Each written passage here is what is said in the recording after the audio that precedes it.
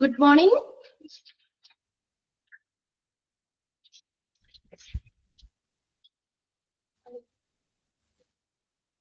Okay. Yes.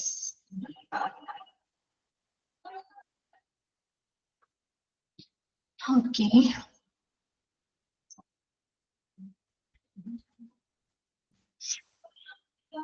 Okay, നമ്മളപ്പോ hospital acquired infection ആണ് പഠിച്ചുകൊണ്ടിരുന്നത് അല്ലെ. കഴിഞ്ഞ ദിവസം 2 ദിവസം അവധിയായിരുന്നു, സാറ്റർഡേ സൺഡേ ഒക്കെ. അപ്പൊ അതുകൊണ്ട് മറന്നുപോയോ? വായിച്ചു നോക്കിയായിരുന്നോ നിങ്ങള്? റീഡ് ചെയ്തോ? ചെയ്തോ? യെസ്, ഇത് ഇട്ടിട്ടുണ്ട്. ഓക്കെ. അപ്പൊ നമ്മൾ അതിനകത്ത് ഏക പറഞ്ഞുകൊണ്ടിരുന്ന പ്രിവെന്റീവ് മെത്തേഡുകളാണ് അല്ലെ. പ്രിവെൻഷൻ ഏതൊക്കെയാണ്? ഹോസ്പിറ്റൽ അക്യൂർഡ് ഇൻഫെക്ഷൻ അല്ലെങ്കിൽ നോസോകോമിയൽ ഇൻഫെക്ഷനെ പ്രിവെന്റ് ചെയ്യാനുള്ള മെത്തേഡുകൾ. ഫസ്റ്റ് വൺ ഏതായിരുന്നു? സാനിറ്റേഷൻ. രണ്ടാമത്തെ sterilisation. Then third one isolation. Then fourth hand washing. Next PPE, personal protective equipment. Then ആറാമത്തെ നമ്മൾ അഡീഷണൽ പ്രിക്കോഷൻസ് പറഞ്ഞ അല്ലെ. അതില് എയർബോൺ പ്രിക്കോഷൻസ് പറഞ്ഞു, ഡ്രോപ്ലെറ്റ്സ് പ്രിക്കോഷൻസ്. ഡ്രോപ്ലെറ്റിൽ കൂടെ ഈ ഇൻഫെക്ഷൻ ഒക്കെ സ്പ്രെഡ് ചെയ്തിട്ട് എങ്ങനെയൊക്കെ നമുക്ക് തടയാൻ പറ്റും, അല്ലെങ്കിൽ അതിനെതിരെ നമ്മൾ എടുക്കുന്ന മുൻകരുതലുകൾ. ഓക്കെ, രണ്ടെണ്ണല്ലേ നമ്മൾ പറഞ്ഞത്? എയർബോൺ പ്രിക്കോഷൻസും ഡ്രോപ്ലെറ്റ് പ്രിക്കോഷൻസും അല്ലേ പറഞ്ഞത്? അല്ലേ? ഓക്കെ ആണോ? രണ്ടെണ്ണാണോ പറഞ്ഞു നിർത്തിയത്? Third one start ചെയ്തായിരുന്നോ?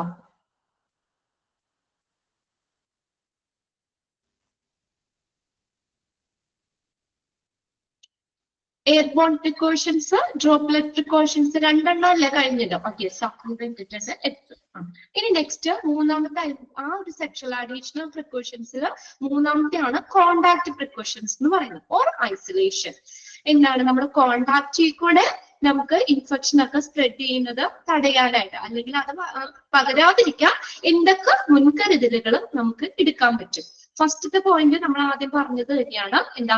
Separate room for the patient is available ആണെങ്കിൽ നമുക്ക് അവർക്ക് പേഷ്യൻസിന് എന്ത് ചെയ്യുന്നു അതും പഠിച്ചതാണ്, പറഞ്ഞായിരുന്നു അല്ലെ. ഓക്കെ, സെപ്പറേറ്റ് റൂം കൊടുക്കണം എന്ന് പറഞ്ഞു. പിന്നെ രണ്ടാമത്തെ എന്താ? Staff should wear gloves when they enter the room. റൂമിലേക്ക് പ്രവേശിക്കുന്നതിന് മുന്നേ സ്റ്റാഫുകള് എന്ത് ധരിക്കണം? ഗ്ലൗസ് ധരിക്കണം. Staff should wear a gown during patient contact or contact with a contaminated surface or material. അപ്പൊ സ്റ്റാഫുകൾ ഗൗൺ മേൽക്കുപ്പായം, ഗൗണുകൾ ധരിക്കണം. പേഷ്യൻസിനെയൊക്കെ കോണ്ടാക്ട് ചെയ്യുന്ന സമയത്തൊക്കെ, അതുപോലെ കണ്ടാമിനേറ്റഡ് ആയിട്ടുള്ള ആ സർഫസ് അതുമായിട്ടൊക്കെ കോണ്ടാക്ട് ചെയ്യുന്ന സമയത്ത് ഗ്ലൗസുകളും അതുപോലെ തന്നെ ഗൗണുകളും ഒക്കെ ധരിക്കണം. നെക്സ്റ്റ് ഇനി അടുത്തതാണ് ആന്റി മൈക്രോബിയൽ സർഫസ്. പറഞ്ഞോ? അതും പറഞ്ഞായിരുന്നോ? പെട്ടെന്നൊന്ന് പറയാം കേട്ടോ. ബിഫോർ ആണ് പറയണ്ടേ. Okay, before and after contact with the patient wash hands properly. അടുത്ത എന്താ പറഞ്ഞേക്കുന്നത്? പേഷ്യന്റിനെ കോണ്ടാക്ട് ചെയ്യുന്നതിന് മുന്നും ശേഷവും കൈകള് നന്നായിട്ട് കഴുകുക. പ്രോപ്പറായിട്ട് എന്ത് ചെയ്യുക? കൈ കഴുകുക. Then last fourth point, limit patient movements outside the room. റൂമിന്റെ പുറത്തേക്ക് പേഷ്യന്റിന്റെ മൂവ്മെന്റ്സ് ഒക്കെ എന്ത് ചെയ്യുക? പരിമിതപ്പെടുത്തുക. വെറുതെ ആവശ്യമില്ലാതെയൊക്കെ അവരെ ഇറങ്ങി നടക്കാൻ അനുവദിക്കരുത്. അവരുടെ മൂവ്മെന്റ്സ് പരിമിതപ്പെടുത്തുക. ഓക്കെ, ഇനി അടുത്തത് സെവൻത് വൺ ആണ് anti microbial surface. Touch surfaces normally found in hospital rooms such as bed rail. അപ്പൊ ഈ ഹോസ്പിറ്റലുകളിലെ ടച്ച് സർഫസ് എന്ന് പറയുന്നത്, ഹോസ്പിറ്റൽ ആ റൂമിലെ ടച്ച് സർഫസുകൾ എന്ന് പറയുന്നത് ഏതൊക്കെയാ? such as bed rail. Rail എന്ന് പറഞ്ഞ എന്താ? റെയിൽ കൈപ്പിടി. ബെഡിന്റെ ആ സൈഡിലെ കൈപ്പിടി ഇല്ലേ?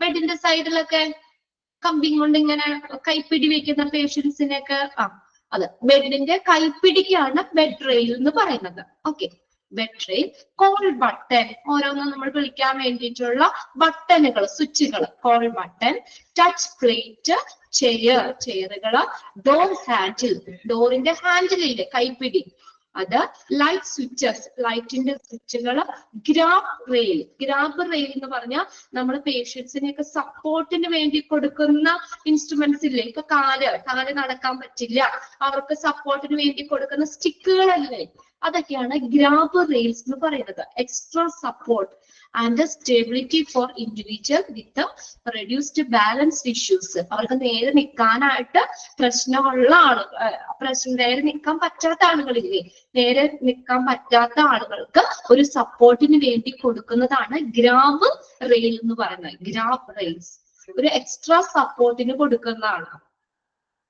And intravenous poles, IV pole എന്ന് പറഞ്ഞാൽ ആ ഗ്ലൂക്കോസ് ഒക്കെ കയറ്റുന്ന സ്റ്റാൻഡില്ലേ, ഗ്ലൂക്കോസ് ഒക്കെ കയറ്റുന്നത്, നമ്മൾ കുക്കൊക്കെ ഉണ്ട്, അവിടെ ഗ്ലൂക്കോസ് ഒക്കെ നമുക്ക് ഇടാൻ പറ്റും.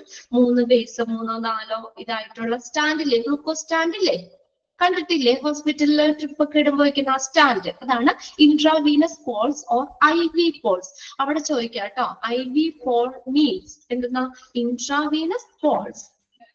ഓക്കെ, അത് പിന്നെ ഡിസ്പെൻസറീസ് ഏതൊക്കെയാ, alcohol gel, paper towel, soap, അങ്ങനെയുള്ള സാധനങ്ങള്, ഡ്രസ്സിംഗ് ട്രോളി, പിന്നെ and counters and table tops are known to be contaminated. അപ്പൊ ഇങ്ങനെയുള്ള ഈ സർഫസുകൾ ഒരു ഹോസ്പിറ്റൽ, ഒരു റൂമിന്റെ ഉള്ളിലുള്ള അല്ലെങ്കിൽ ആ ഹോസ്പിറ്റലിന്റെ ഇതിനകത്ത് വരുന്ന ടച്ച് സർഫസുകളാണ് ഇതെല്ലാം എന്താ, കണ്ടാമിനേറ്റഡ് ആവാനുള്ള സാധ്യതയുണ്ട് അല്ലെ, അതിലൊക്കെ നമുക്ക് കണ്ടാമിനേഷൻ വരാം. ടേബിളിന്റെ ടോപ്പില്, ചെയറിലായിക്കോട്ടെ, ലൈറ്റിന്റെ സ്വിച്ചുകൾ, ഇപ്പൊ ഒരാൾ ഇട്ട സ്വിച്ച്, അത് ഇനി നോസോകോമിയൽ ഇൻഫെക്ഷൻ ഉള്ള ഒരാൾ ഇട്ട സ്വിച്ച് നമ്മൾ ചെന്ന് അതിലെ സ്വിച്ച് വീണ്ടും ഇടുകയാണെങ്കിൽ, അല്ലെങ്കിൽ അവർ പിടിച്ച ഡോർ ഹാൻഡിൽ നമ്മൾ പിടിക്കുമ്പോഴോ, അപ്പൊ ഇങ്ങനെയുള്ള ഈ സർഫസുകൾ എല്ലാം എങ്ങനെയായിരിക്കും, കണ്ടാമിനേറ്റഡ് ആയിരിക്കും. Hence the touch surfaces in hospital rooms can act as source or reservoir for spread of bacteria from the hands of health care workers and visitors to patients. അപ്പൊ ഈ surface എന്ന് പറഞ്ഞാൽ എന്താണ്, ആ ഇൻഫെക്ഷന്റെ ഒരു സോഴ്സ് ആണ്, അല്ലെങ്കിൽ റിസർവയർ ആണ്, ഒരു ഉറവിടാണ്. അവിടെയൊക്കെ എന്തുണ്ടാവാം, ഈ സർഫസുകളിലൊക്കെ എന്തുണ്ടാവാം, ഇൻഫെക്ഷൻ ഉണ്ടാവാം അല്ലെ. അപ്പൊ ഇവിടെ എന്ന് പറഞ്ഞു കഴിഞ്ഞാല്, അപ്പൊ ഈ ഒരു സർഫസ് എന്ന് പറഞ്ഞൊരു മീഡിയേറ്റർ ആണ് ശരിക്കും. അപ്പൊ ഇൻഫെക്ഷൻ, ബാക്ടീരിയ ഒക്കെ സ്പ്രെഡ് ചെയ്യുന്നത് ഹെൽത്ത് കെയർ വർക്കേഴ്സിന്റെയോ അല്ലെങ്കിൽ വിസിറ്റേഴ്സിന്റെ ഒക്കെ കയ്യിൽ നിന്ന് ആ ഒരു പേഷ്യന്റിലേക്ക് ഇൻഫെക്ഷൻ അല്ലെങ്കിൽ ബാക്ടീരിയ ഒക്കെ സ്പ്രെഡ് ചെയ്യുന്നത് ഈ ഒരു സംഭവങ്ങളിൽ കൂടിയൊക്കെയാണ്. നമ്മളിപ്പോ പറഞ്ഞില്ലേ, ഇപ്പൊ ഹെൽത്ത് കെയർ വർക്കേഴ്സിന് ആർക്കെങ്കിലും ഇൻഫെക്ഷൻ ഉള്ള ഒരാള് വർക്കേഴ്സ് ആണ്, അദ്ദേഹം പിടിക്കുന്ന ആ ടച്ച് ചെയ്തപ്പോ ടേബിൾ ടോപ്പിൽ ടച്ച് ചെയ്തു, അവിടെ ഇൻഫെക്ഷന്റെ ബാക്ടീരിയകൾ ഉണ്ടാവാം അല്ലെ. അപ്പൊ പേഷ്യന്റ് അവിടെ ടച്ച് ചെയ്യുമ്പോൾ ആ ഒരു എന്താ പറയാ, ചെയറിൽ കൂടെ ഇൻഫെക്ഷൻ അല്ലെങ്കിൽ ടേബിളിൽ കൂടെ ഒക്കെ ആ പേഷ്യന്റിലേക്ക് ഇൻഫെക്ഷൻ വരാനുള്ള സാധ്യതയുണ്ട്. അപ്പൊ ഈ പറഞ്ഞ അതൊന്നെല്ലാം നോട്ട് ചെയ്തിടണം കേട്ടോ, ഏതൊക്കെയാണെന്നുള്ളത് കേട്ടോ. ഹോസ്പിറ്റൽ റൂംസുകളിലെ ഏതൊക്കെയാ, സെമെട്രിയില് call button, touch plate, chairs, door handle, light switches, grab rails, intravenous poles, dispensaries, dressing trolley, counter and table tops, ഇതൊക്കെ ടച്ച് സർഫസുകളിൽ വരുന്നതാണ്. അപ്പൊ ഇതെല്ലാം മലിനീകരണ ഒരു മൈക്രോബ്സിന്റെ ഒരു പ്രസൻസ് ഉണ്ടാകാം ഇവിടേക്ക്. അപ്പൊ ഈ സർഫസുകൾ എന്ന് പറഞ്ഞു കഴിഞ്ഞാൽ എന്താണ്, ഇൻഫെക്ഷന്റെ ഒരു സോഴ്സ് ആണ്.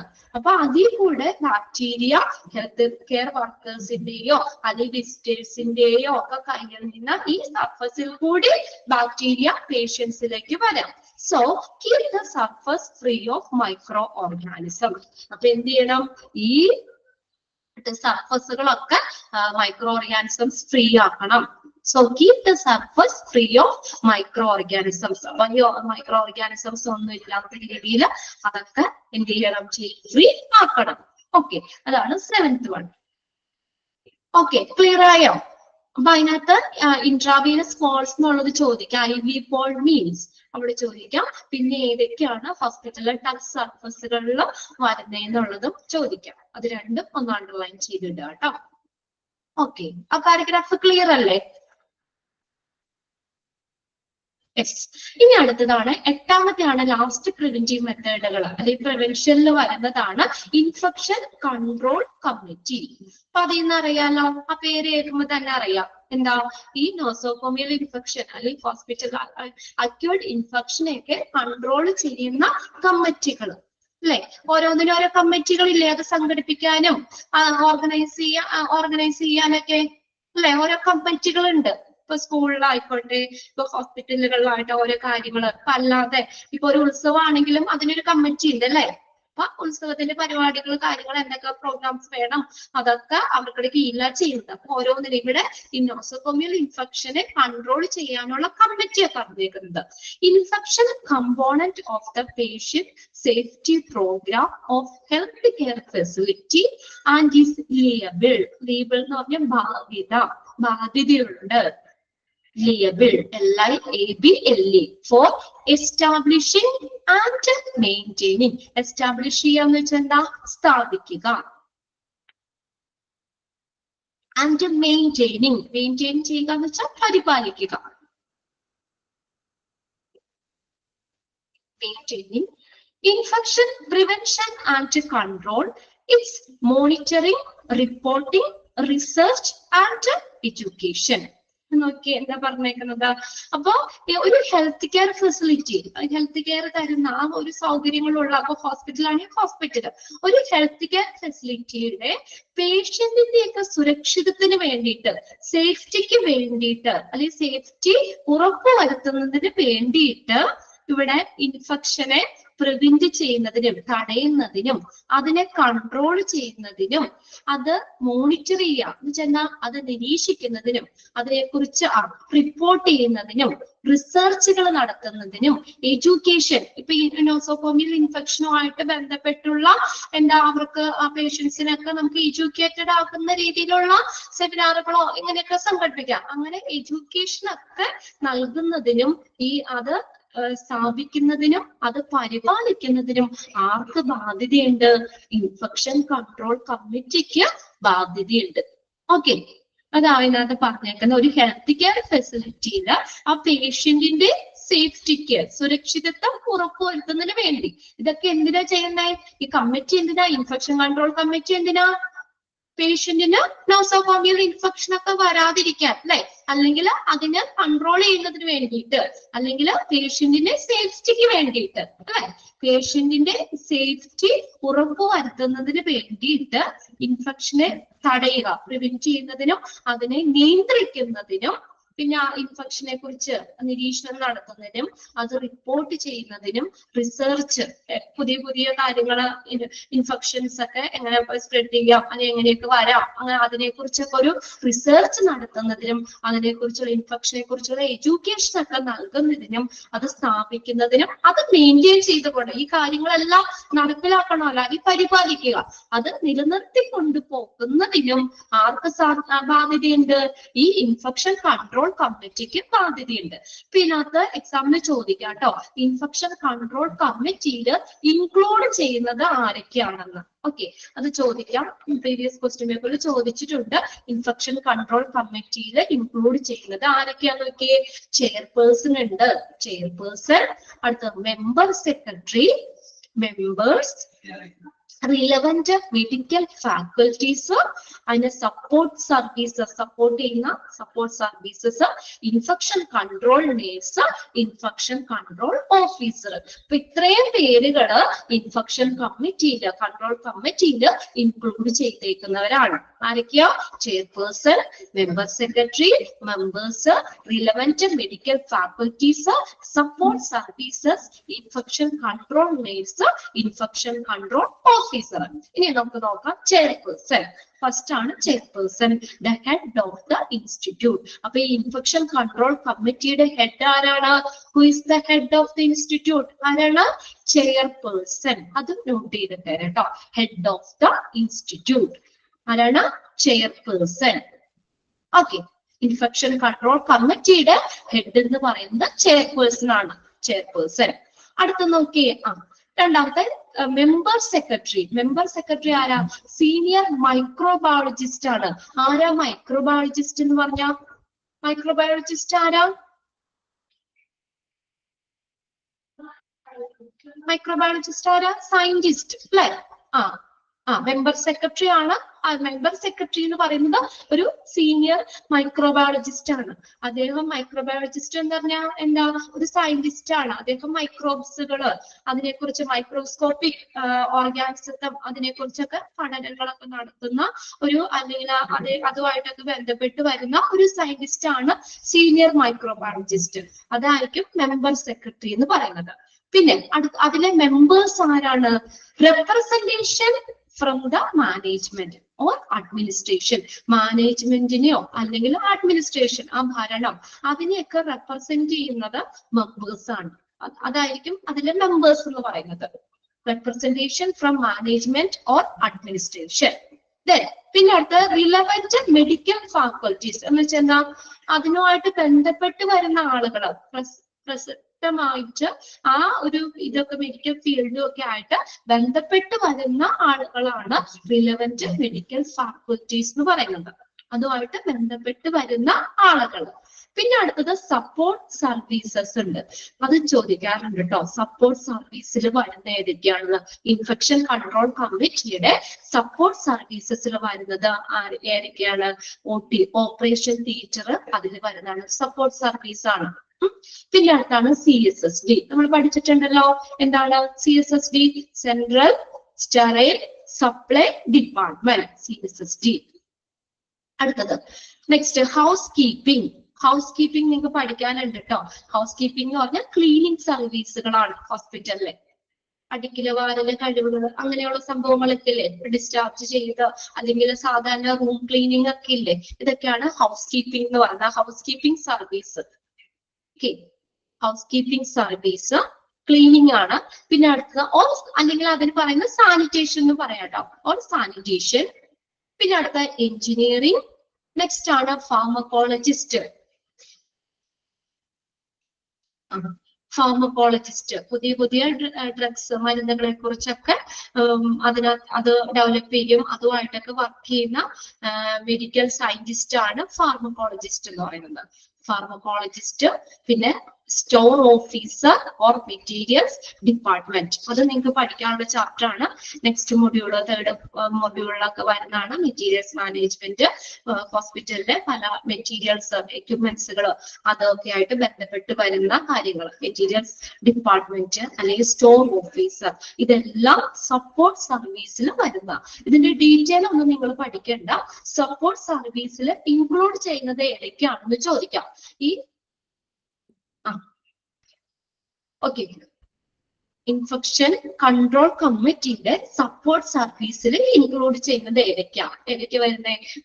Operation theatre, CSSD, house keeping or sanitation, engineering, pharmacologist, store officer or materials department. അത്രയും മാത്രം നോക്കി വെക്കാം. പിന്നെ അടുത്താണ് ഇൻഫെക്ഷൻ കൺട്രോൾ നേഴ്സ് ഉണ്ട്, ഇൻഫെക്ഷൻ കൺട്രോൾ ഓഫീസറും ഉണ്ട്. ഓക്കെ, അപ്പൊ ആ ടേബിൾ നിങ്ങൾക്ക് മനസ്സിലായല്ലോ. ടേബിളില് ഇൻഫെക്ഷൻ കൺട്രോൾ കമ്മിറ്റിയിൽ ഇൻക്ലൂഡ് ചെയ്തത് ആരൊക്കെയാന്ന് ചോദിക്കാം. പിന്നെ ഹെഡ് ഓഫ് ദി ഇൻസ്റ്റിറ്റ്യൂട്ട് ആരാന്ന് ചോദിക്കാം, ചെയർപേഴ്സൺ ആണ്. പിന്നെ സപ്പോർട്ട് സർവീസിൽ ഇൻക്ലൂഡ് ചെയ്യുന്നത് ആരെല്ലാമെന്നും ചോദിക്കാം. അങ്ങനെ 3 തരത്തിൽ ഇതിൽ നിന്ന് ക്വസ്റ്റ്യൻ വരാറുണ്ട് കേട്ടോ. അത് 3 ഒന്ന് നോട്ട് ചെയ്തിട്ടേക്കാം. ഓക്കെ, ക്ലിയർ അല്ലേ അത്?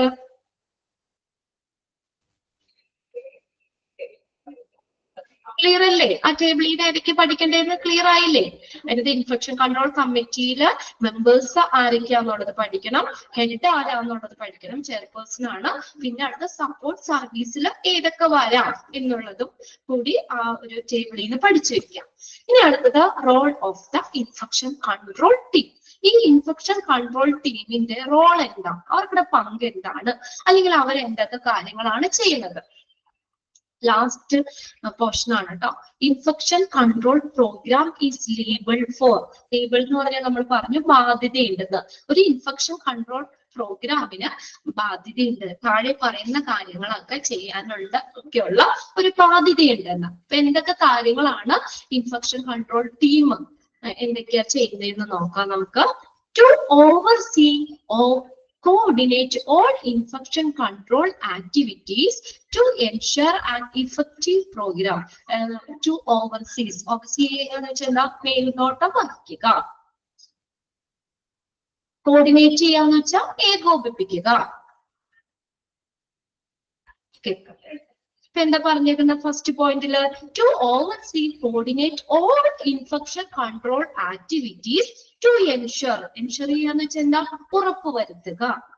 ടു എൻഷുർ ഉറപ്പുവരുത്തുക.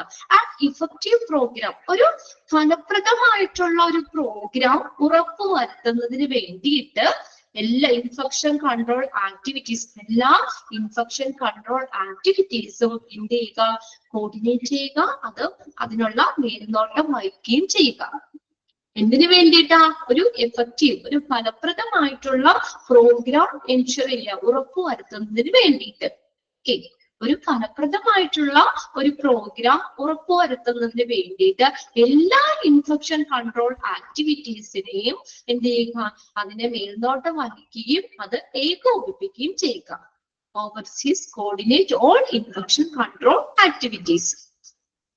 ഇനി രണ്ടാമത്തെ പോയിന്റ് എന്താ പറഞ്ഞേക്കുന്നത്? Organise an epidemiological monitoring programme for nosocomial infection. കേട്ടിട്ടുണ്ടോ? എപ്പിഡെമിയോളജി എന്ന് പറയുന്നത് മലയാളം സാംക്രമിക രോഗശാസ്ത്രം. എപ്പിഡെമിയോളജി, സാംക്രമിക രോഗശാസ്ത്രം, ഇതാണ് എപ്പിഡെമിയോളജി എന്ന് പറയുന്നത്. അത് വേണമെങ്കിൽ ഒന്ന് നോട്ട് ചെയ്തിട്ട് വെച്ചോട്ടോ. എപ്പിഡെമിയോളജി. അപ്പൊ അതിനകത്ത് രോഗങ്ങൾ എങ്ങനെയൊക്കെയാണ്, അതെങ്ങനെയാണ് ഡിസ്ട്രിബ്യൂട്ട് ചെയ്യുന്നത്, അതിന്റെ പാറ്റേൺ, അത് ഹെൽത്തില് എന്തൊക്കെ പ്രശ്നങ്ങളാണ് ഉണ്ടാക്കുന്നത്, അല്ലെങ്കിൽ രോഗങ്ങളെ കുറിച്ചൊക്കെ പഠിക്കുന്നത്, ഇതാണ് സാംക്രമിക രോഗശാസ്ത്രം അല്ലെങ്കിൽ എപ്പിഡെമിയോളജി എന്ന് പറയുന്നത്. പിന്നെ ഓർഗനൈസ് ചെയ്യുക എന്ന് വെച്ചാൽ സംഘടിപ്പിക്കുക, അല്ലെ? എന്താണ്? Organise and epidemiological monitoring programme for nosocomial infection. Nosocomial ഇൻഫെക്ഷന് വേണ്ടി, അല്ലെങ്കിൽ അതിനെ ആ ഇൻഫെക്ഷൻ സ്പ്രെഡ് ചെയ്യുന്നത് അല്ലെങ്കിൽ അതിനൊക്കെ വേണ്ടിയിട്ട് നമുക്ക് ഒരു എപ്പിഡെമിയോളജിക്കൽ മോണിറ്ററിംഗ് പ്രോഗ്രാം ഓർഗനൈസ് ചെയ്യുക, സംഘടിപ്പിക്കുക. അപ്പൊ സാംക്രമിക രോഗശാസ്ത്രങ്ങൾ, അതിനെ കുറിച്ചുള്ള കാര്യങ്ങൾ എന്തൊക്കെയാണ്, ഏതൊക്കെ രീതിയിൽ വ്യാപിക്കാം, അതിന്റെ പ്രിമിറ്റീവ് മെത്തേഡുകൾ എന്താണ്, അങ്ങനെയുള്ളതിനെയൊക്കെ ബേസ് ചെയ്തിട്ടുള്ള പ്രോഗ്രാമുകൾ എന്ത് ചെയ്യുക? ഓർഗനൈസ് ചെയ്യുക, സംഘടിപ്പിക്കുക. ഇനി next point is again participate with the pharmacy to develop a program, supervise the use of anti-infection drug. എന്താ പറഞ്ഞേക്കുന്നത്? ഫാർമസി ആയിട്ട് പാർട്ടിസിപ്പേറ്റ് ചെയ്യുക. പാർട്ടിസിപ്പേറ്റ് വിത്ത് ഫാർമസി, ഫാർമസിയുമായിട്ട് പാർട്ടിസിപ്പേറ്റ് ചെയ്യുക. എന്തിനു വേണ്ടിയാ? To develop a programme, supervise the use of anti infection drug. Anti infection ഡ്രഗിന്റെ അതിന്റെ ഉപയോഗം, അതിന്റെ യൂസ്, ആന്റി ഇൻഫെക്ഷൻ ഡ്രഗിന്റെ ഉപയോഗം സൂപ്പർവൈസ് ചെയ്യുന്ന ഒരു പ്രോഗ്രാം ഡെവലപ്പ് ചെയ്യുന്നതിന് വേണ്ടിയിട്ട് ഫാർമസിയുമായിട്ട് പാർട്ടിസിപ്പേറ്റ് ചെയ്യുക. എന്നോട് പറയാം, ആന്റി ഇൻഫെക്ഷൻ ഡ്രഗിന്റെ യൂസ്, അതിന്റെ ഉപയോഗം, ആന്റി ഇൻഫെക്ഷൻ ഡ്രഗിന്റെ ഉപയോഗം അതിനെ സൂപ്പർവൈസ് ചെയ്യുക, അതിനെ മേൽനോട്ടം വഹിക്കുന്നതിന് വേണ്ടിയിട്ടുള്ള പ്രോഗ്രാമുകൾ വികസിപ്പിക്കുകയും, develop a programme, anti infection ഡ്രഗിന്റെ ഉപയോഗം സൂപ്പർവൈസ് ചെയ്യുന്ന ഒരു പ്രോഗ്രാം ഡെവലപ്പ് ചെയ്യുന്നതിന് വേണ്ടിയിട്ട് ഫാർമസി ആയിട്ട് പാർട്ടിസിപ്പേറ്റ് ചെയ്യുക. ഫാർമസിയുമായിട്ട് പാർട്ടിസിപ്പേറ്റ് ചെയ്യുക. അടുത്ത നോക്കിയേ, make sure that patient care practices are appropriate to the level of patient risk. ഒന്ന് ശ്രദ്ധിച്ച അവിടെ എന്താ അവിടെ ഉദ്ദേശിക്കുന്നത്? make sure that patient care practices are appropriate to the level of patient risk. അപ്പൊ ഈ പേഷ്യന്റ് കെയർ പ്രാക്ടീസുകൾ, അതായത് രോഗി പരിചരണ രീതികള് ഈ പേഷ്യന്റിന്റെ അപകട സാധ്യതയുടെ നിലവാരത്തിന് അനുയോജ്യമാണ് എന്ന് ഉറപ്പുവരുത്തുക. രോഗി പരിചരണ രീതികള് ഈ പേഷ്യന്റിന്റെ അപകട സാധ്യതയുടെ നിലവാരത്തിന്, ലെവൽ ഓഫ് പേഷ്യന്റ് റിസ്ക്, പേഷ്യന്റിന്റെ അപകട സാധ്യതയുടെ നിലവാരത്തിന് അനുയോജ്യമാണെന്ന് ഉറപ്പുവരുത്തുക. അതായത് ഇങ്ങനെയുള്ള കാര്യങ്ങൾ നമ്മൾ ഇപ്പൊ പേഷ്യന്റ് കെയർ, രോഗി പരിചരണ രീതികളില്ലേ, അത് നമ്മൾ ഡെവലപ്പ് ചെയ്യുന്നതോറും പേഷ്യന്റിന്റെ ഈ ഇൻഫെക്ഷൻ വരാനുള്ള അപകട സാധ്യത എന്ത് ചെയ്യണം, അതിന്റെ ആ റിസ്ക് എന്ത് ചെയ്യണം? കുറയണ്ടേ? അല്ലെങ്കിൽ പിന്നെ നമ്മൾ ഇങ്ങനെയുള്ള പ്രോഗ്രാമുകൾ കാര്യങ്ങളൊക്കെ ചെയ്തു എന്ന് പറഞ്ഞിട്ട് കാര്യമില്ല. അപ്പൊ നമ്മൾ എത്രത്തോളം നമുക്ക് പേഷ്യന്റ് കെയർ പ്രാക്ടീസുകൾ നമ്മൾ കൊടുക്കുകയാണെങ്കിൽ അത് ഇൻഫെക്ഷൻ വരാനുള്ള ആ സാധ്യതയുടെ ആ ലെവലില് അതിന് അപ്രോപ്രിയേറ്റ് ആണ്, അനുയോജ്യമായിരിക്കണം എന്ന് പറഞ്ഞു കഴിഞ്ഞാൽ അതിന്റെ റിസ്ക് കുറയണം അല്ലെ. നമ്മളെ ഓരോ പ്രാക്ടീസുകൾ നമ്മൾ രോഗി പരിചരണ രീതികൾ മെച്ചപ്പെടുന്നതിന്റെ അനുസരിച്ച് ഈ രോഗികൾക്ക് ഇൻഫെക്ഷൻ വരാനുള്ള അപകട സാധ്യത കുറയല്ല വേണ്ടത്. അതിനെക്കുറിച്ച് ആളുകള് ബോധവാന്മാരായി അവർക്ക് വേണ്ട അവയർനെസ് കാര്യങ്ങളൊക്കെ കിട്ടി കഴിയുമ്പോൾ ഇൻഫെക്ഷൻ എന്ത് ചെയ്യണം, ഇൻഫെക്ഷന്റെ ലെവല് എന്ത് ചെയ്യണം, കുറയണ്ടേ വേണ്ടേ. നമുക്ക് ഇപ്പൊ എത്രത്തോളം നമുക്ക് എഡ്യൂക്കേറ്റഡ് കിട്ടുന്നോ അതിനനുസരിച്ച് ആ റിസ്ക് കുറഞ്ഞു വരണം അല്ലെ. എന്നാലല്ലേ നമ്മൾ അങ്ങനെയുള്ള പ്രോഗ്രാമുകളും കാര്യങ്ങളും സംഘടിപ്പിച്ചു എന്ന് പറഞ്ഞിട്ട് കാര്യമുള്ളൂ. നമുക്കിപ്പോ ഒരു അവയർനെസ് പ്രോഗ്രാം കിട്ടുകയാണെങ്കിൽ നമ്മൾ അതിനെക്കുറിച്ച് എല്ലാവരും അവെയർ ആണ്. അപ്പൊ എങ്ങനെയൊക്കെ ഇപ്പൊ ഇങ്ങനെ ഇൻഫെക്ഷൻ വരാം, അപ്പൊ അതിനെങ്ങനെയൊക്കെ നമുക്ക് പ്രതിരോധിക്കാം എന്നുള്ള കാര്യങ്ങളൊക്കെ പറയുമ്പോൾ ആളുകൾ അതിൽ അവയർനെസ് കിട്ടും. അപ്പൊ അവര് ശ്രദ്ധിക്കും അല്ലെ. അപ്പൊ ഇൻഫെക്ഷൻ വരാതിരിക്കാനൊക്കെ ഉള്ള രീതികളൊക്കെ അവര് ചെയ്യും. അപ്പൊ അവരുടെ അപകട സാധ്യത എങ്ങനെയാണ്, അപകട സാധ്യത കുറയുക ചെയ്യുന്നത്, അതിന്റെ ലെവല് കുറയും. അപ്പൊ എത്രത്തോളം ഈ പേഷ്യന്റ് കെയർ പ്രാക്ടീസുകൾ പേഷ്യന്റിന്റെ അപകട സാധ്യതയുടെ നിലവാരത്തിന് അനുയോജ്യമാണ്. അപ്പൊ നമുക്ക് ഇങ്ങനെയുള്ള പ്രാക്ടീസ് പേഷ്യന്റ് രോഗി പരിചരണ രീതികൾ ഇംപ്രൂവ് ചെയ്യുന്നതിന്റെ അനുസരിച്ച് ഈ ഇങ്ങനെ നോസോകോമിയൽ ഇൻഫെക്ഷൻ വരാനുള്ള ആ റിസ്ക് കുറയണം അല്ലെ. അത് രണ്ടും അനുയോജ്യമാണെന്ന് ഉറപ്പുവരുത്തുക. പിന്നെ അടുത്ത നോക്കിയ അഞ്ചാമത്തെ പോയിന്റ് എന്താ, check the efficiency of the method of disinfection and sterilisation and the efficiency of system. ഇവിടെ എന്താ പറഞ്ഞേക്കുന്നത്, എഫിഷ്യൻസി എന്ന് പറഞ്ഞാൽ കാര്യക്ഷമത. ഈ ഡിസിൻഫെക്ഷൻ മെത്തേഡുകൾ അല്ലെങ്കിൽ സ്റ്റെറിലൈസേഷൻ CSST-ലൊക്കെ നമ്മൾ പഠിച്ചതാണ് സ്റ്റെറിലൈസേഷൻ മെത്തേഡുകൾ. അപ്പൊ ഇതിനകത്ത് അതിന്റെ കാര്യക്ഷമത ചെക്ക് ചെയ്യണമെന്ന്. അപ്പൊ പ്രോപ്പർ ആയിട്ട് ഡിസിൻഫെക്ഷൻ നടത്തുന്നില്ലേ, അത് നമ്മൾ 100% ഓക്കെ ആണ്, അതിന്റെ ആ മെത്തേഡിന്റെ ഡിസിൻഫെക്ഷൻ സ്റ്റെറിലൈസേഷൻ മെത്തേഡിന്റെ എഫിഷ്യൻസി ചെക്ക് ചെയ്യണം. ആൻഡ് ദ എഫിഷ്യൻ ആ സിസ്റ്റത്തിന്റെ ആ സ്റ്റെറിലൈസേഷൻ ആ സിസ്റ്റം അതിന്റെ എഫിഷ്യൻസി എന്ത് ചെയ്യണം, ചെക്ക് ചെയ്യണം. Okay, check the efficiency of the methods of disinfection and sterilization and efficiency of system. ആ ഒരു സിസ്റ്റത്തിന്റെ സ്റ്റെറിലൈസേഷൻ സിസ്റ്റത്തിന്റെയും ആ മെത്തേഡിന്റെയും എഫിഷ്യൻസി കാര്യക്ഷമത ചെക്ക് ചെയ്യണം. ഇനി ആറാമത്തെ പോയിന്റ് എന്താ പറഞ്ഞിരിക്കുന്നത്, develop to enhance hospital cleaners taking part in the development and provision of teaching programs for the medical, nursing and associated health professional as well as other categories of staff. എന്താ പറഞ്ഞേക്കുന്നത്, ഇപ്പൊ നമുക്ക് ഈ cleanness എന്ന് പറഞ്ഞാൽ വളരെ important ആണ് അല്ലെ. നമുക്ക് അതിനകത്ത് ഹൗസ് കീപ്പിംഗ് ഒക്കെ പഠിക്കാനുണ്ട്. അപ്പൊ ക്ലീൻനെസ് എന്ന് പറഞ്ഞാൽ ഒരു ഇമ്പോർട്ടന്റ് ഭാഗമാണ്. പ്രോപ്പർ ആയിട്ട് സാനിറ്റൈസ് ചെയ്യുക, ക്ലീൻ ചെയ്യുക, അതൊക്കെ നമുക്ക് ഈ ഇൻഫെക്ഷൻ നോസോകോമിയൽ ഇൻഫെക്ഷനെ നമുക്ക് കൺട്രോൾ ചെയ്ത് നിർത്താൻ പറ്റും.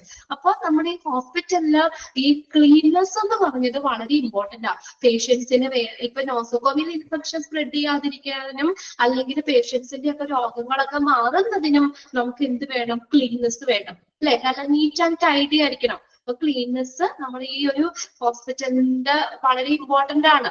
അപ്പൊ ഈ എന്ത് ചെയ്യണം എന്നാ പറഞ്ഞേക്കുന്നത്, മെഡിക്കൽ, നേഴ്സിംഗ് അതുമായിട്ട് ബന്ധപ്പെട്ട് വരുന്ന ഉദ്യോഗസ്ഥര്, മറ്റുള്ള കാറ്റഗറിയിലുള്ള സ്റ്റാഫുകൾ, അവരുടെയൊക്കെ ടീച്ചിങ് പ്രോഗ്രാമിന്റെ ഒരു ഭാഗമാക്കണം ഈ ഹോസ്പിറ്റൽ ക്ലീനിങ് എന്ന് പറയുന്നത്. അപ്പൊ ഇപ്പൊ നേഴ്സിംഗ് സ്റ്റുഡൻസ് ആണെങ്കിലും അവര് മെഡിസിൻ കാര്യങ്ങളൊക്കെ അതിനെ കുറിച്ചുള്ള ടീച്ചിങ് ഉണ്ടല്ലോ, അവരെ പഠിപ്പിക്കുകയല്ലേ ചെയ്യണ്ടേ.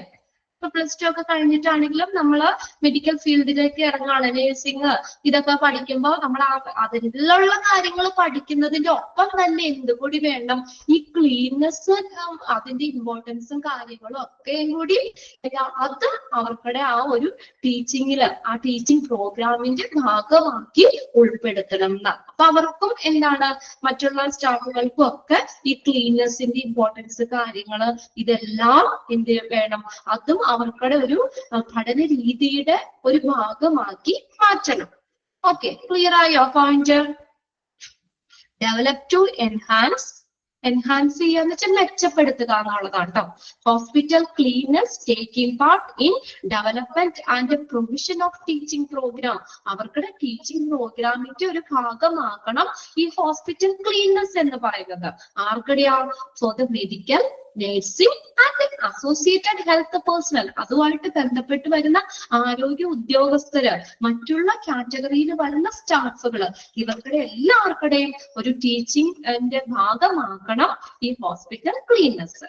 ഇനി അടുത്തത് 7ാമത്തെ പോയിന്റ് എന്താ പറഞ്ഞേക്കുന്നത്? Provide expert analysis and leadership assistance for smaller institution. എന്താ?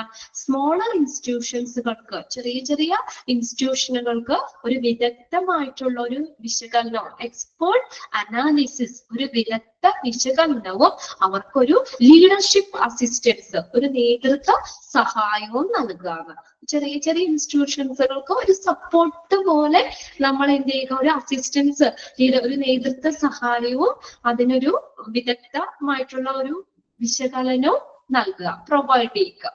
ഓക്കെ, അങ്ങനെ 7 പോയിന്റ്സ് ആണ് ഇതിനകത്ത് വരുന്നത് കേട്ടോ. ഇൻഫെക്ഷൻ കൺട്രോൾ ടീമിന്റെ റോള് ജസ്റ്റ് ഒന്ന് വായിച്ച് മനസ്സിലാക്കി വെച്ചാൽ മതി. ഇങ്ങനെയുള്ള പോയിന്റ്സുകളൊക്കെ നിങ്ങൾ ഫുള്ള് ബൈഹാർട്ട് ചെയ്യണ്ട. അപ്പൊ ഇതിനകത്ത് ആദ്യം എത്ര പോയിന്റ് ഉണ്ട്? 7 പോയിന്റ് ഉണ്ട്. 1 by 1 ആയിട്ട് നിങ്ങളൊന്ന് മനസ്സിൽ 1-2 പ്രാവശ്യം പഠിച്ചു കഴിഞ്ഞാൽ നമുക്ക് ആ ഒരു ഓർഡർ ചെയ്ത് തന്നെ നമ്മൾക്ക് മനസ്സിൽ ഓർത്തെടുക്കാൻ പറ്റും. അപ്പൊ എന്നിട്ട് ഒന്ന് ഐഡന്റിഫൈ ചെയ്യാനായിട്ട് പഠിച്ചു വയ്ക്കുക. ഓക്കെ, എല്ലാ ഇൻഫെക്ഷൻ കൺട്രോൾ ആക്ടിവിറ്റീസിനെയും മേൽനോട്ടം വഹിക്കുകയും അതിനെ ഏകോപിപ്പിക്കുകയും ചെയ്യുക. എപ്പിഡെമിയോളജിക്കൽ മോണിറ്ററിംഗ് പ്രോഗ്രാം ഓർഗനൈസ് ചെയ്യുക. പിന്നെ ഫാർമസി ആയിട്ട് ഡെവലപ്പ് ചെയ്യുക. ആന്റി ഇൻഫെക്ഷൻ ഡ്രഗിന്റെ ഉപയോഗം നമ്മൾ സൂപ്പർവൈസ് ചെയ്യാൻ, അതിന് വേണ്ടിയിട്ടുള്ള പ്രോഗ്രാമുകളെ സൂപ്പർവൈസ് ചെയ്യുന്നതിന് വേണ്ടിയിട്ട് ഫാർമസി ആയിട്ട് പാർട്ടിസിപ്പേറ്റ് ചെയ്യുക.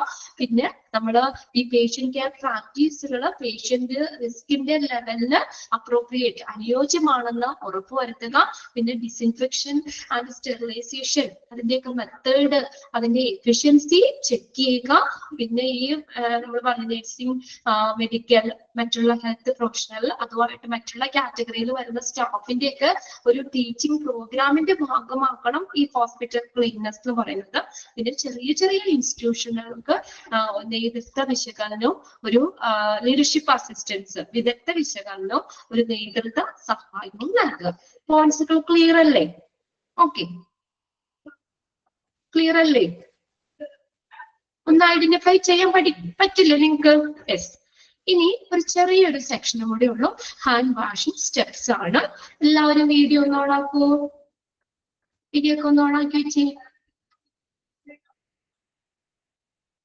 എല്ലാവരും ഞാൻ കഴിഞ്ഞ ക്ലാസ്സിൽ പറഞ്ഞായിരുന്നല്ലോ, എല്ലാവരും സുന്ദരന്മാരൊക്കെ ആയിട്ടാണോ കയറിയിരിക്കുന്നേ? ജസ്റ്റ് നമുക്കിതൊന്ന് ചെയ്യാം. ഹാൻഡ് വാഷിംഗ് സ്റ്റെപ്സ് വെറുതെ വായിച്ചു പോകണ്ടല്ലോ, നമുക്ക് അതിന്റെ ഒപ്പം ഒന്ന് ചെയ്തും കൂടി പോകാം. ഒരു പ്രാക്ടിക്കൽ സെക്ഷൻ പോലെ എടുക്കാം. ഞാൻ ഹോസ്പിറ്റലിലാണോ എന്ന് വേണ്ട കേട്ടോ. സുരാജ്, പറ്റുന്നവരൊക്കെ ഒന്ന് വീഡിയോ ഓണാക്കി. പറ്റുന്നവര് നമുക്കൊന്ന് ജസ്റ്റ് ഒന്ന് ചെയ്ത് നോക്കാം എന്തൊക്കെയാ പറയണേന്ന്. ഹാൻഡ് വാഷിംഗ് സ്റ്റെപ്സ് ആണ്. ഓക്കെ, ആരും വീഡിയോ ഓണാക്കാൻ തയ്യാറല്ലേ?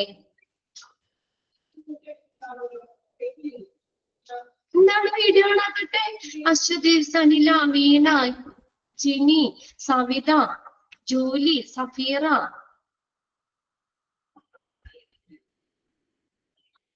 ആരും വീഡിയോ ഓണാക്കുന്നില്ല. എന്നാ ഞാനും എന്റെ വീഡിയോ ഓഫ് ആക്കി വെക്കട്ടെ. ഓണാക്കാൻ പറ്റുന്നില്ലേ? നോട്ട് അലൗഡ് ആണോ കാണിക്കുന്നേ? അതെ, ഞങ്ങൾക്ക് നിങ്ങൾ മനഃപൂർവ്വം വീഡിയോ ഓണാക്കാതെയാണ്. നോക്കട്ടെ കേട്ടോ, നോട്ട് അലൗഡ് കാണിക്കണേ. ഓക്കെ, ഇപ്പൊ നോക്കിയൊന്ന്. ജസ്റ്റ് പ്രാക്ടിക്കൽ ആയതുകൊണ്ടാണ് നിങ്ങളൊന്ന് ജസ്റ്റ് ഒന്ന് ചെയ്യിച്ച് നോക്കാന്ന് കരുതി. ഇപ്പൊ ഓണാക്കാൻ പറ്റുന്നുണ്ടോ? ഓക്കെ, അജിനെ കണ്ടു, അനീഷയെ കണ്ടു, അശ്വതിനെ കണ്ടു. എല്ലാവരും ഒന്ന് കാണട്ടെ. ഈ ഒരു സെക്ഷനിൽ മാത്രമായിട്ടോ നിങ്ങളെ കാണാൻ പറ്റുള്ളൂ. പ്രാക്ടിക്കൽ ആയതുകൊണ്ട് നമുക്ക് ചെയ്യാനുള്ള ഒരു പെർമിഷൻ ഉണ്ട്. അതുകൊണ്ട് അല്ലെങ്കിൽ വീഡിയോ ഓഫ് ചെയ്തിടാനാണ് നമുക്ക്, അല്ലെങ്കിൽ ഡിസ്റ്റർബൻസ് ആവുമല്ലോ. ചിലരൊക്കെ റെക്കോർഡാണ് എങ്കിലും ഞാൻ പറയുക, ചിലരൊക്കെ അടുക്കളയിലേക്ക് ജോലിയൊക്കെ ചെയ്തുകൊണ്ടാണ് ക്ലാസ്സിലേക്ക് കയറുന്നത്. അപ്പൊ വീഡിയോ ഓൺ ആക്കി വെക്കുമ്പോൾ അവരുടെ പണികൾ ചിലർ അലക്കണ തുണിയൊക്കെ അലക്കി വിരിച്ചുകൊണ്ടിരിക്കുന്നതിന്റെ ഇടയിൽ ഫോൺ വെച്ച് കാണുന്നവരുണ്ടാകും. അങ്ങനെയൊക്കെ പല പല പരിപാടികൾ ഞങ്ങൾ ഇവിടെ കാണുന്നുണ്ട്. ജസ്റ്റ് യാദൃച്ഛികമായി ഒന്ന് വീഡിയോ ഓൺ ആക്കുമ്പോൾ ഫുള്ളും നമ്മൾ ഇരിക്കുന്ന പോലെ ക്ലാസ്സിലല്ല. നിങ്ങൾ പറഞ്ഞിട്ട് കാര്യമില്ല, നിങ്ങൾ പല ജോലികളിലാണ്. അപ്പൊ ജോലിയും നമ്മുടെ നടക്കും, ക്ലാസ്സും കാണും. ആ ഒരു ടെൻഡൻസിയിലാണ്. അപ്പൊ നിങ്ങൾ ഇങ്ങനെ അധികം ഓടിപ്പാനൊക്കെ നടക്കണ കാണുമ്പോൾ നമുക്കും ക്ലാസ്സിൽ നിങ്ങൾക്ക് ഒരു ഡിസ്റ്റർബൻസ്, നമുക്കും അതിനെ കോൺസെൻട്രേറ്റ് ചെയ്യാൻ പറ്റില്ല. നിങ്ങൾ ചെയ്യേണ്ട കാര്യങ്ങളിലായിരിക്കും. അതുകൊണ്ടാണ് വീഡിയോ ഓഫാക്കി വെക്കുന്നത്. ഇപ്പൊ നമുക്കിതൊന്ന് ചെയ്യാനുള്ളത് കൊണ്ട് ജസ്റ്റ് ഒന്ന് വീഡിയോ ഒന്ന് ഓണാക്കാൻ പറഞ്ഞത്. പറ്റുന്നവരൊക്കെ ഒന്ന് വീഡിയോ ഓണാക്കാൻ. എല്ലാവരും നല്ല സുന്ദരികളായിട്ട് ഇരിക്കുന്നുണ്ട്. ഞാൻ പറഞ്ഞു, അല്ലെങ്കിൽ നമ്മൾ സുന്ദരികളല്ലേ, ഞാൻ വെറുതെ പറഞ്ഞതാണ് കേട്ടോ. ഓക്കെ, നോക്കിയേ, പറ്റുന്നവരൊക്കെ വീഡിയോ ഓൺ ആക്കുക. സ്മിതിയൊക്കെ നല്ല ചിരിയൊക്കെ ചിരിക്കുന്നുണ്ട്. Okay, Sanila very good. ഞാനും വീഡിയോ ഓൺ ആക്കി എന്നുള്ള രീതിയിൽ സനില വന്നിട്ടുണ്ട്. ഓക്കെ, നമുക്കെന്നാ നോക്കാം. ഫസ്റ്റ് നോക്കിയേ, ഹാൻഡ് വാഷിംഗ് സ്റ്റെപ്സ്. ഇവിടെ ഉണ്ടല്ലോ നിങ്ങൾക്ക് 9 പോയിന്റ്സ് ഇവിടെ പറഞ്ഞേക്കുന്നത്. 1 2 3 നമ്പർ ഇട്ട് 9 പോയിന്റ്സ് തന്നിട്ടുണ്ട്.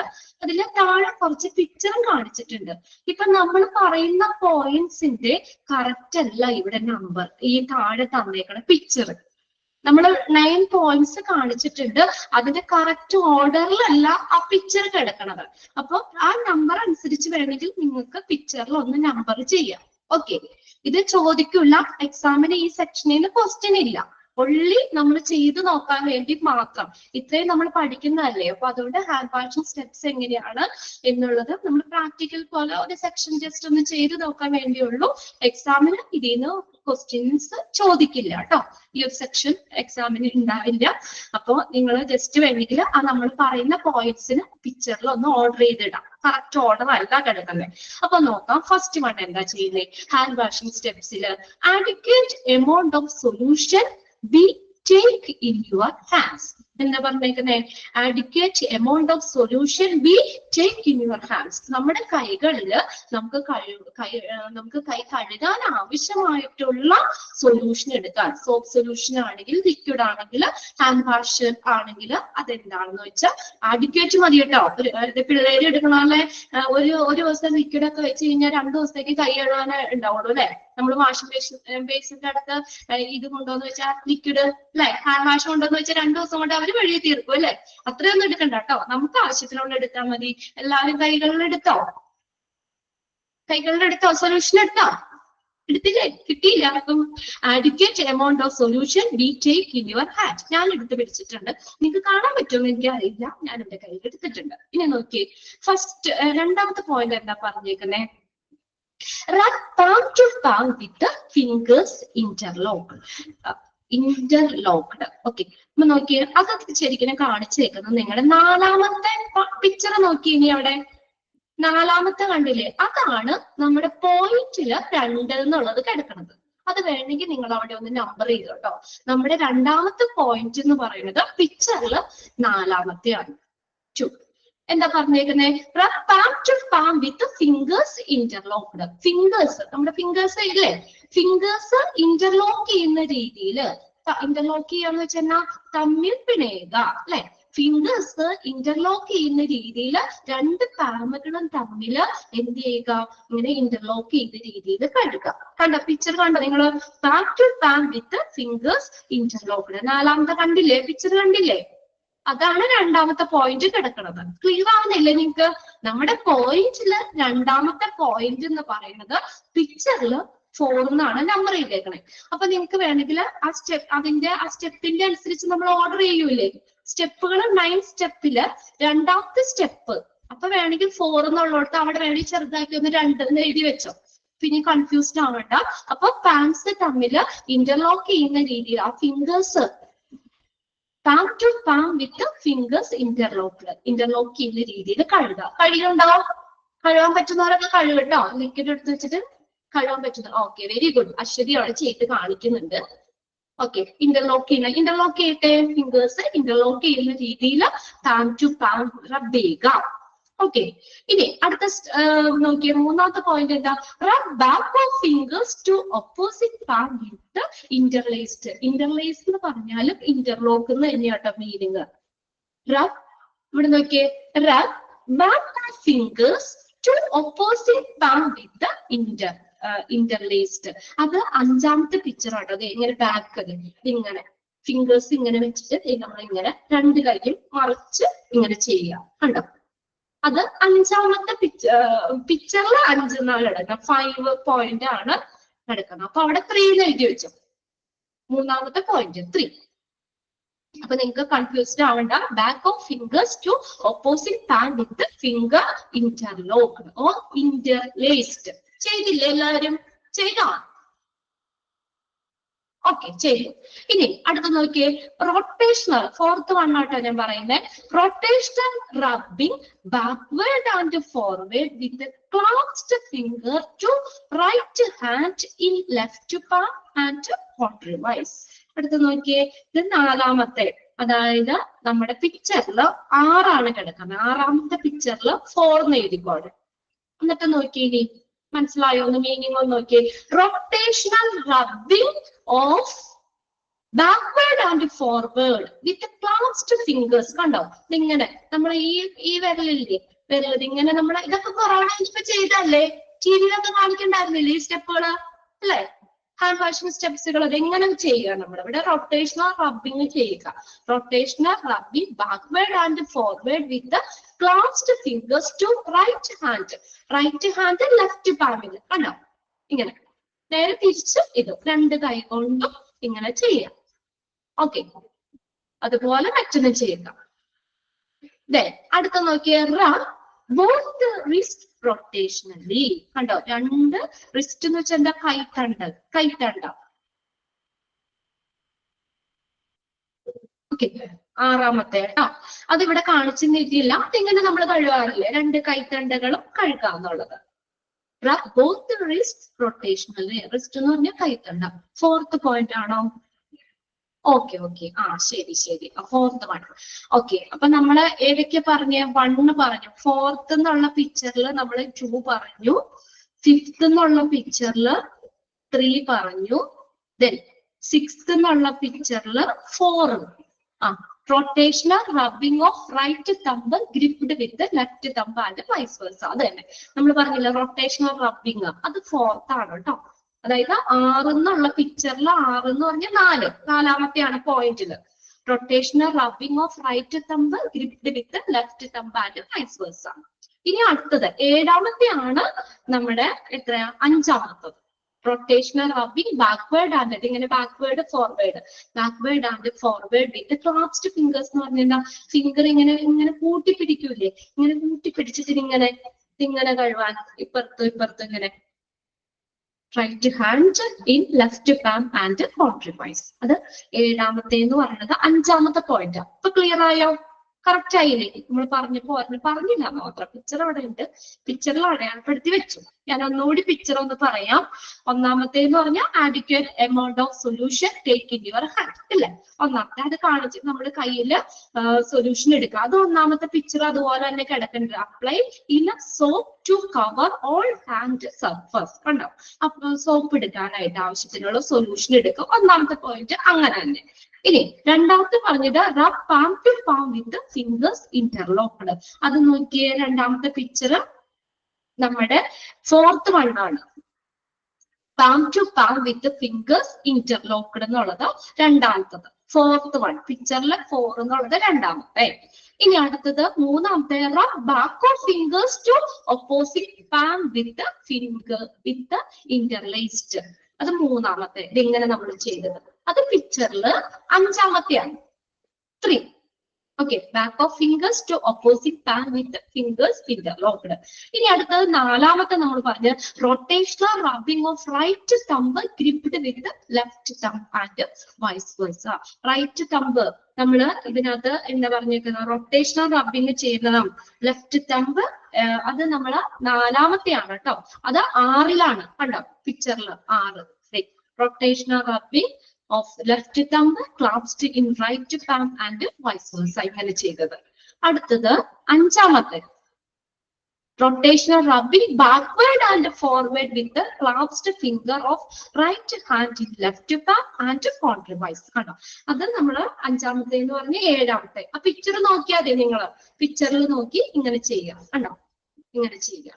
7ാമത്തെയാണ് 5ൽ കിടക്കുന്നത്.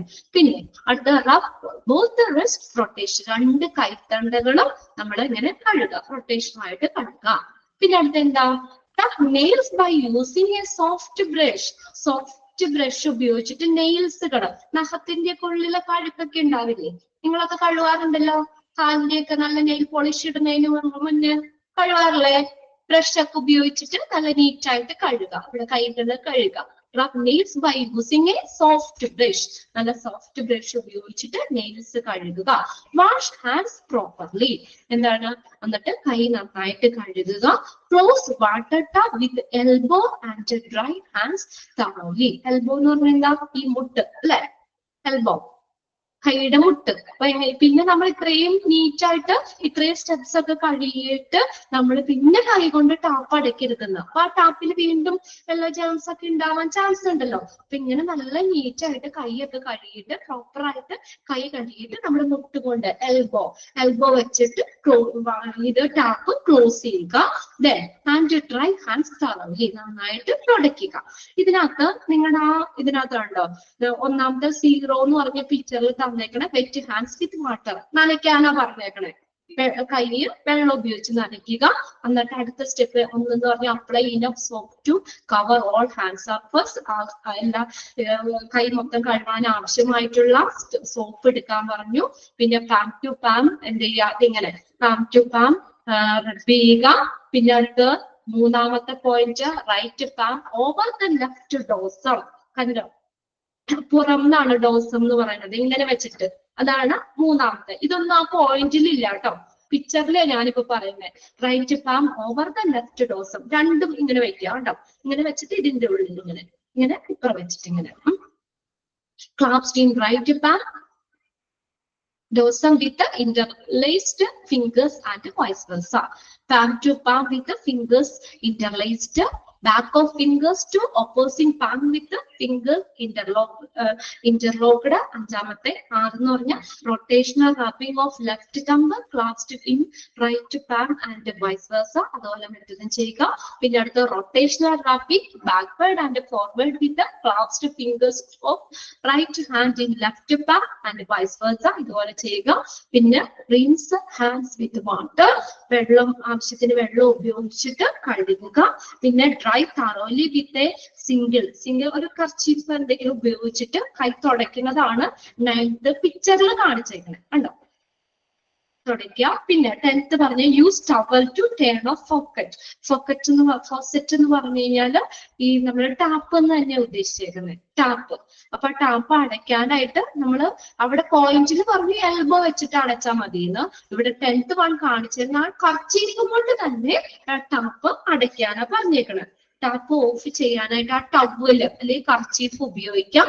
11ാമത്തെ and your hands are free. ഇപ്പൊ നമ്മുടെ ഹാൻഡ്സ് ഫ്രീ ആയി, എല്ലാം ഫ്രീ ആയി എന്നുള്ളത്. ഇത് ജസ്റ്റ് ഒന്ന് നോക്കിയാൽ മതി കേട്ടോ. പിക്ചർ നോക്കിയാൽ നിങ്ങൾക്ക് അറിയാലോ സ്റ്റെപ്പുകൾ ഏതൊക്കെ ചെയ്യാന്നുള്ളത്. ജസ്റ്റ് ഒന്ന് മനസ്സിലാക്കി വെക്കാനുള്ളൂ. എക്സാമിന് ഈ ഒരു സെക്ഷനിൽ നിന്ന് ക്വസ്റ്റ്യൻസ് ഇല്ല. ഓക്കെ, അപ്പൊ ഒരു ചാപ്റ്റർ നമ്മുടെ കഴിഞ്ഞിട്ടുണ്ട്. ഓക്കെ ആണ്. ആ പിക്ചർ നോക്കിയാൽ മതി. പിന്നെ പോയിന്റ്സ് 9 പോയിന്റ്സ് ആണ്. അത് ആ പിക്ചറിൽ ജസ്റ്റ് വേണമെങ്കിൽ നിങ്ങളൊന്ന് അടയാളപ്പെടുത്തി വെച്ചേക്കാം. ഓക്കെ, 1 എന്ന് പറഞ്ഞത് അത് തന്നെ. പിന്നെ പിക്ചറിൽ 4 ആണ് 2, പിക്ചറിലെ 5 ആണ് 3, പിക്ചറിൽ കാണുന്ന 6 ആണ് അവിടെ 4 എന്ന് പറഞ്ഞത്. നമ്മുടെ പോയിന്റിൽ 4, പിക്ചറിൽ 7 ആണ് 5. അത് അങ്ങനെ ഓർഡർ ചെയ്തിട്ട് കേട്ടോ. 4, 5, 6, 7 എന്നുള്ളത് 2, 3, 4, 5. ഓക്കെ, 2, 3, 4, 5. ഓക്കെ അല്ലേ? ക്ലിയർ അല്ലേ? അത്രയും ഓക്കെ ആണോ? എല്ലാവരെയും ഹാൻഡ് ഫ്രീ ആയോ? ഫ്രീ ആയോ? ഓക്കെ ആയോ? യെസ്. അപ്പൊ നമ്മുടെ ഈ ഒരു ചാപ്റ്റർ അങ്ങനെ കഴിഞ്ഞിട്ടുണ്ട്. ലാസ്റ്റ് സെക്ഷൻ ഓക്കെ, ഇത് ഓക്കെ ഇട്ടിട്ടുണ്ട്. ഇനി അപ്പൊ എല്ലാവരും ഇനി ഓഫ് ചെയ്തു, വീഡിയോ ഓഫ് ചെയ്ത് വെച്ചു. ഓക്കെ, ഇനി നമ്മള് നെക്സ്റ്റ് ഒരു ചാപ്റ്റർ ജസ്റ്റ് നമുക്ക് 23 സ്റ്റാർട്ട് ചെയ്തിടാം.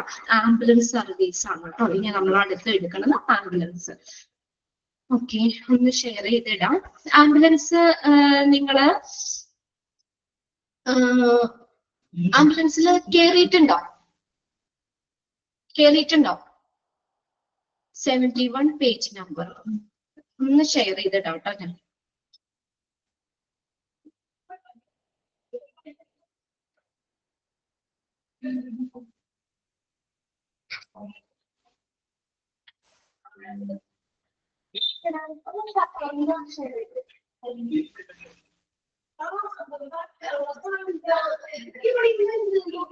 Ambulance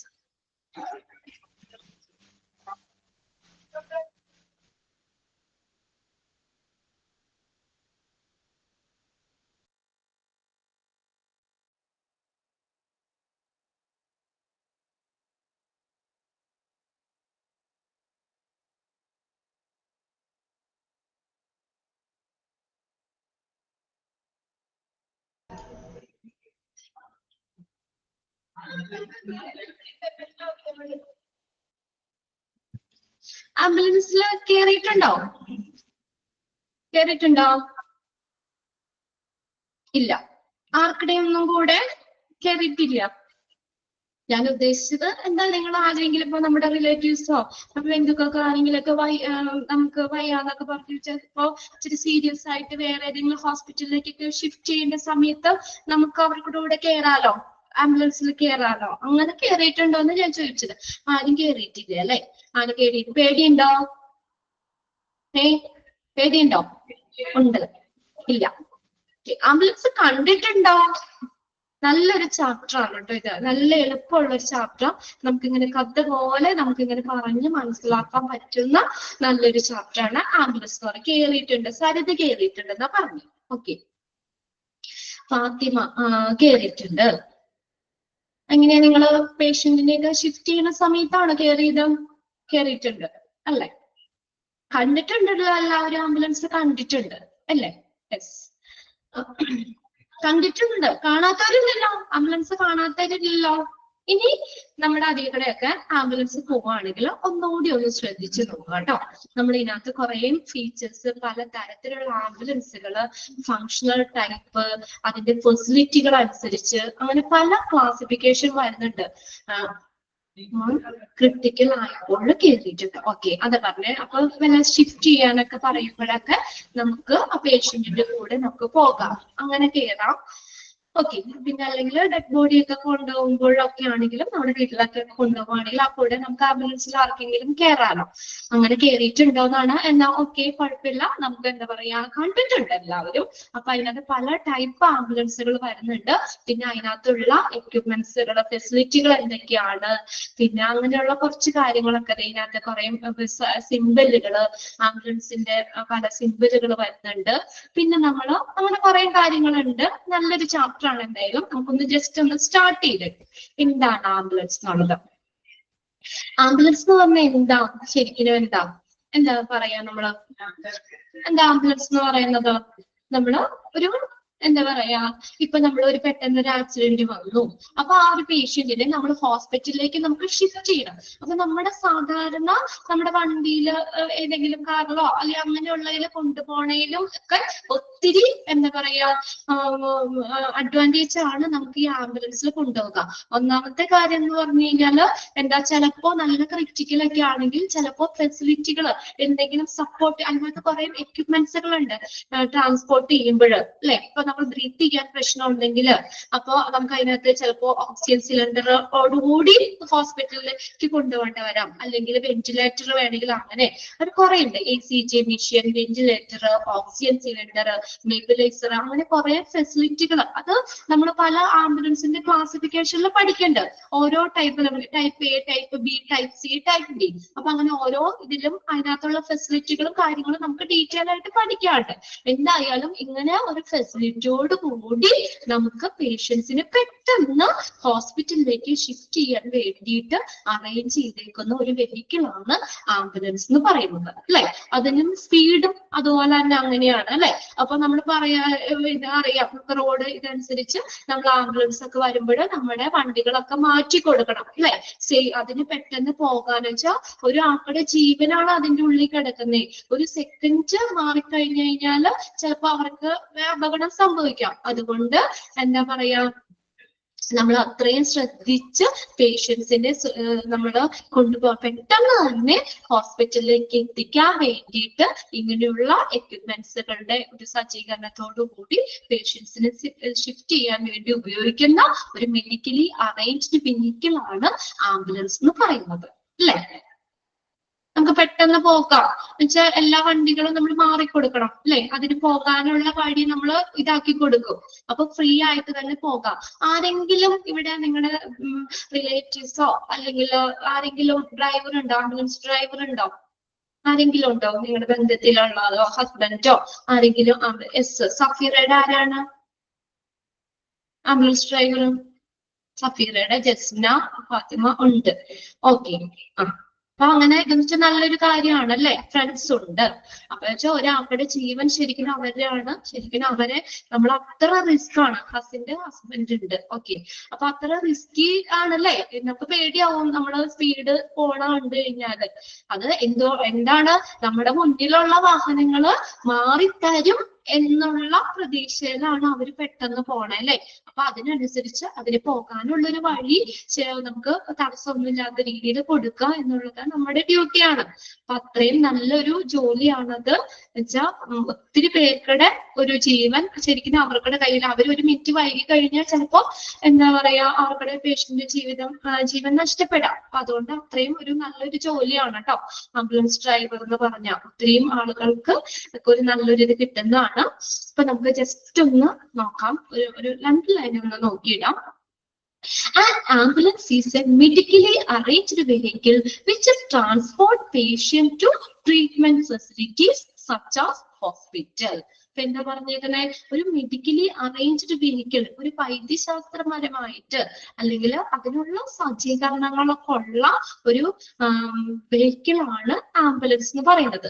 which transport patient to treatment facility. ആ ട്രീറ്റ്മെന്റ് ഫെസിലിറ്റി സച്ച് ആസ് ഹോസ്പിറ്റലിലേക്കൊക്കെ പേഷ്യൻസിനെ കൊണ്ടുപോകാനുള്ള ഒരു അറേഞ്ച് ചെയ്തേക്കുന്ന ഒരു വെഹിക്കിളാണ് ആംബുലൻസ് എന്ന് പറയുന്നത്. Typically out of hospital medical care is given to patient during transport. എന്താ നമ്മൾ പറഞ്ഞിരിക്കുന്ന? Out of hospital medical care. ഇപ്പൊ എന്ന് പറഞ്ഞാൽ ചിലപ്പോ നല്ല ക്രിട്ടിക്കൽ കേസുകളൊക്കെയാണ്. അപ്പൊ എന്ന് പറഞ്ഞാൽ ഹോസ്പിറ്റലിൽ എത്തുന്നവരേക്കും അവർക്കുടെ ഒരു ജീവൻ നിലനിർത്തേണ്ടി വരാം.